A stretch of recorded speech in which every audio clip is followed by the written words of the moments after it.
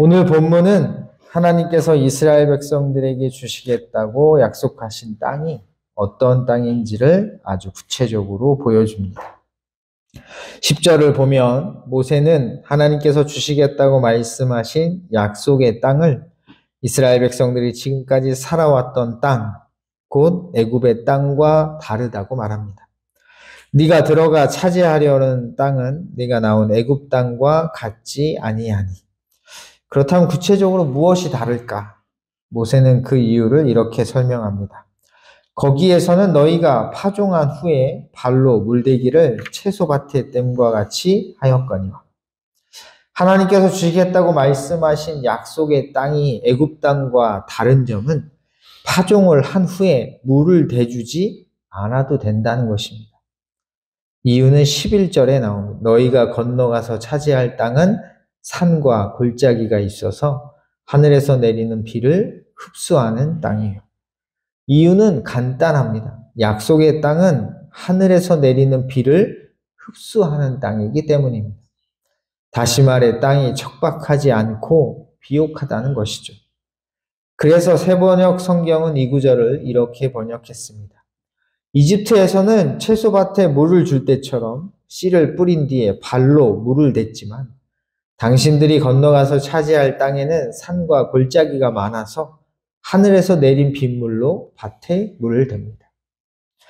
그렇다면 약속의 땅은 왜 이처럼 애굽의 땅과는 다른 것일까요? 기후가 좋아서일까요? 땅이 좋아서일까요? 이어지는 12절은 결코 그렇지 않다는 것을 분명하게 보여줍니다. 내 하나님 여호와께서 돌보아 주시는 땅이라. 약속의 땅이 애굽의 땅보다 비옥한 이유는 간단합니다. 바로 하나님께서 돌봐주시는 땅이기 때문입니다. 그것도 1년 내내 언제나 항상 하나님께서 돌봐주시죠. 언제부터 언제까지? 연초부터 연말까지. 그렇다면 어떻게 돌봐주실까요? 모세는 이 질문에 다음과 같이 대답해 줍니다. 내 하나님 여호와의 눈이 항상 그 위에 있느니라. 이 말의 의미가 무엇입니까? 하나님께서 항상 그 땅을 주목하여 보신다는 것입니다. 그래서 이스라엘 백성들이 파종을 하면 비가 필요하겠구나. 비를 내려주시고. 우리는 그것을 14절에서 확인할 수 있습니다. 여호와께서 너희의 땅에 이른 비, 늦은 비를 적당한 때에 내리시리.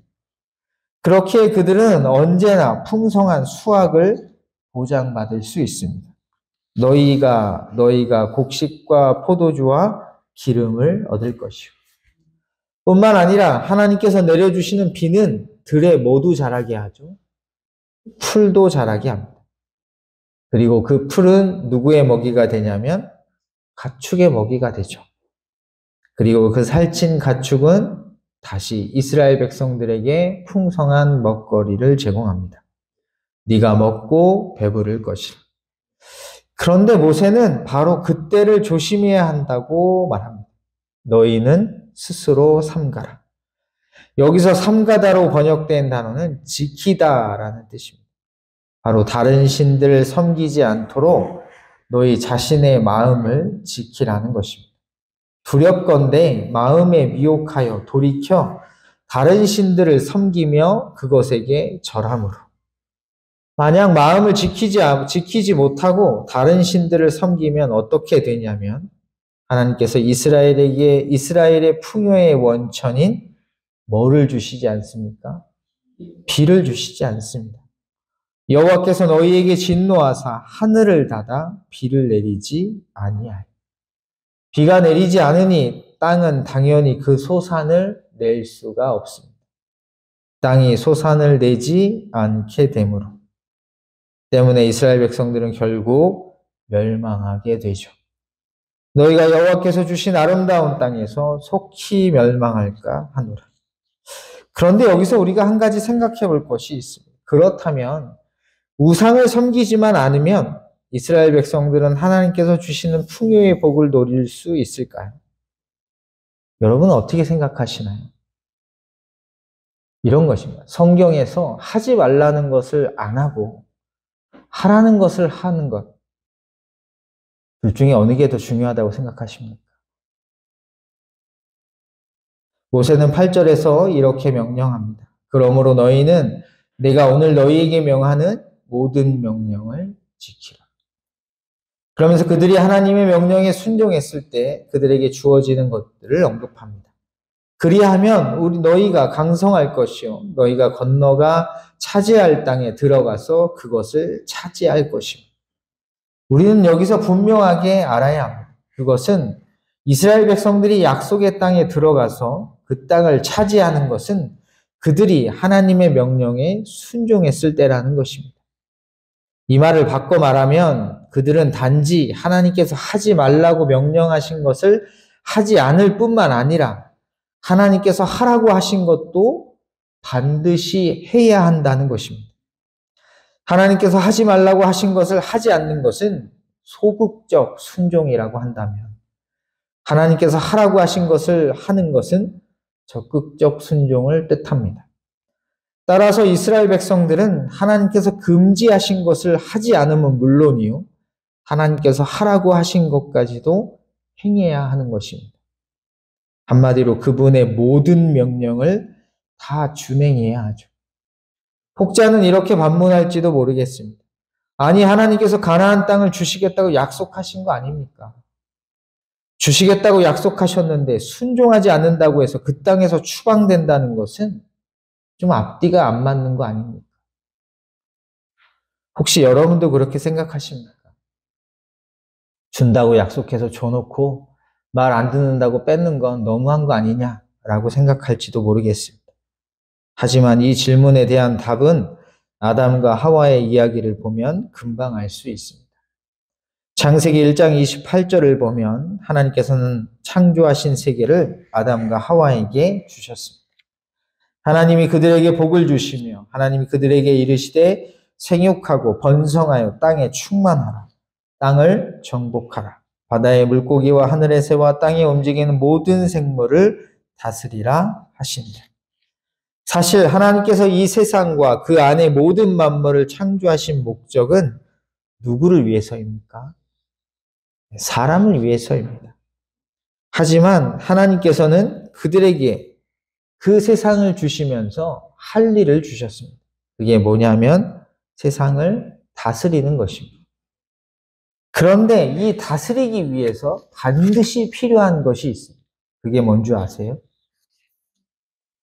하나님이 창조하신 세계를 다스리기 위해서 사람이 반드시 해야 할 것. 그게 바로 선악과를 먹지 않는 것입니다. 여호와 하나님이 그 사람에게 명하여 이르시되 동산 각종 나무의 열매는 내가 임의로 먹되 선악을 알게 하는 나무의 열매는 먹지 말라. 네가 먹는 날에는 반드시 죽으리라. 다시 말해 하나님의 창조주라는 사실을 잊지 않아야 세상을 다스릴 수가 있는 것입니다. 하나님께서는 아담과 하와에게 이 세상의 모든 것을 주셨습니다. 다시 말해 그들은 하나님께서 창조하신 세상 속에서 누릴 권리를 부여받은 것입니다. 하지만 그 권리를 누리기 위해서는 하나님께서 부여하신 책임과 의무를 다해야 합니다. 이스라엘 백성들도 마찬가지죠. 하나님께서는 그들에게 젖과 꿀이 흐르는 아름답고 광대한 땅을 선물로 주십니다.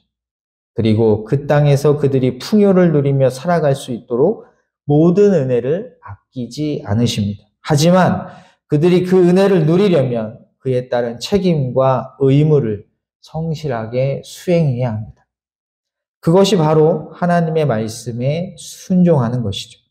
그러므로 너희는 내가 오늘 너희에게 명하는 모든 명령을 지키라. 그리하면 너희가 강성할 것이요 너희가 건너가 차지할 땅에 들어가서 그것을 차지할 것이며 또 여호와께서 너희의 조상들에게 맹세하여 그들과 그들의 후손에게 주리라고 하신 땅 곧 젖과 꿀이 흐르는 땅에서 너희의 날이 장구하리라.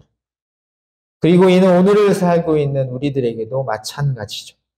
하나님께서는 하나뿐인 독생자 예수 그리스도를 이 땅 가운데 보내주셔서 그를 믿는 자에게 구원을, 새로운 생명을 허락하시고 저 영원한 아버지의 나라를 유업으로 주실 것이라 약속하셨습니다. 하지만 그 나라를 유업으로 얻기까지 우리에게 주어진 의무와 책무가 있습니다. 그것이 혹시 무엇인지 아세요? 예수님 마태복음 10장 22절에서 이렇게 말씀하십니다. 또 너희가 내 이름으로 말미암아 모든 사람에게 미움을 받을 것이나 뭐하는 자? 끝까지 견디는 자는 구원을 얻으리라.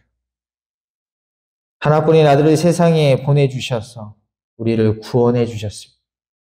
그 믿음을 끝까지 지키라고 우리에게 명령하십니다. 우리에게 선물로 주신 믿음, 그 믿음을 끝까지 지켜내는 것이 이 땅을 살아가는 우리가 반드시 행해야 할 책임과 의무입니다. 그리고 그 믿음을 지키기 위해서 필요한 게 말씀에 대한 순종이죠. 하나님을 믿지 않는다면 우리가 어찌 그 말씀에 순종할 수 있겠습니까? 우리가 말씀을 순종할 때 우리의 믿음이 더욱더 견고해지고 신실해질 것입니다. 이 사실을 꼭 기억하셔서 언제나 주의 말씀에 귀를 기울이시고 그 뜻에 순종하심으로 말미암아 하나님이 부르시는 그날까지 이 땅에서 믿음을 끝까지 지키시는 귀한 은혜가 여러분 가운데 가득하시기를 주님의 이름으로 간절히 소원합니다.